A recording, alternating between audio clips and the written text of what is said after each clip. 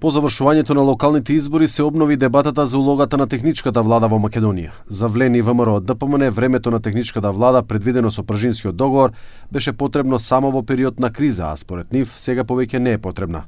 Влени мендон që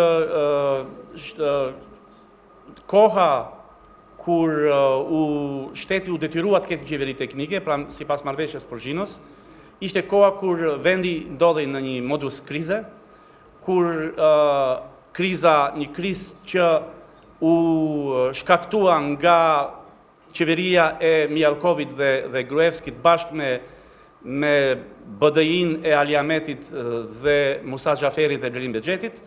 Këta figura edhe kjo krizë aktualisht nuk është më, dhe shteti dhe administrata publike është e aftë dhe në gjendje të organizojë zgjedhje kredibile, të drejta dhe të rregullta dhe konkurruese, dhe këtë e dëshmoj, sidomos tani me zgjedhjet lokale. Меѓутоа, опозицијските партии СДСМ и ДУИ се против укинувањето на техничката влада. Од ДУИ истакнуваат дека проблемот не е решен. Арбар Адеми во емисијата Клик Плюс рече дека за време на локалните избори имало злоупотреба на државниот апарат, вклучувајќи и користење на инвестиции. A ka patur një abuzim të aparatit shtetëror, edhe në zgjedhje lokale. Ka patur, ne të gjithë jemi dëshmitar. A ka patur shkelje, Xhumadije, kjo është shumë e rëndësishme, se edhe kjo rrjedh prej marrëveshjes Pržinos, të nenit 8A të kodit zgjedhor, ku ndalohet përurimi, lëshimin, përdorim i investimeve, kështu me radhë.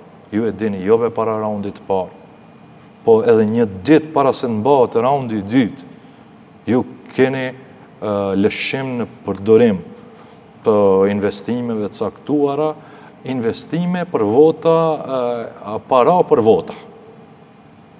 Edhe kjo flet se edhe për skaj obligimeve ligjore që rrjedhen nga marrëveshja e Pržinos, që janë parapa me shembull, po e them, në kodin zgjedhor, në 8A po e specifikoj. Kjo qeveri, pa legjitimitet etnik, e këto institucione e kanë shkelur me 2 këmbë këtë detyrim ligjor dhe kanë deformuat rezultatin zgjedhor. Дебатата јасно покажува поделеност меѓу власта која ја гледа техничката влада како застарена и опозицијата која бара нејзино зачувување за да се обезбеди фер и честен изборен процес. За техничката влада се очекува да се разговара и на лидерската средба.